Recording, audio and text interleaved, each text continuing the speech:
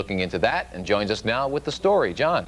Well, Mike, it won't affect the safety of meat because humans don't get the disease, but it could affect meat prices.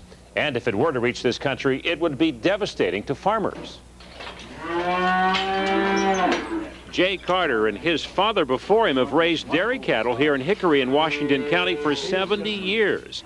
There hasn't been a case of foot and mouth disease in the U.S. since 1929, so Carter's never seen it, but he knows there probably is not any worse animal disease. From what I've read, no.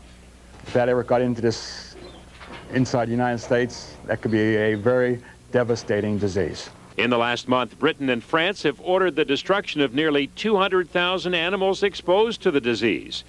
Even though it hasn't been found in other European countries, the U.S. isn't importing any animals from Europe. That's drawing some criticism, though Carter says it's hard for him to disagree. That's true. There's no reason to take the chance. If it can be stopped at the border, leave it outside the country. Local supermarket chains, Giant Eagle and Shop and Save, say they don't import any meat from Europe, so it won't affect them. But even though Americans are used to warnings about food, a Duquesne professor says most haven't been about something so popularly consumed. But when it really hits home, something like beef that Americans tend to love, I think that tends to be an issue, and I think that's going to be a real concern for us for quite a while.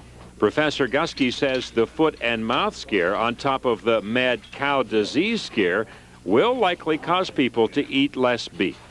And I think what's going to end up happening is people are going to be concerned watching their intake of different types of meats. And I think what's going to end up happening is prices will probably increase for us. Now, once again, we want to emphasize humans don't get this disease. Hoofed animals do, but it is so potentially devastating to animal herds. The U.S. Department of Agriculture is trying to make sure it doesn't get into this country in any form. Mike?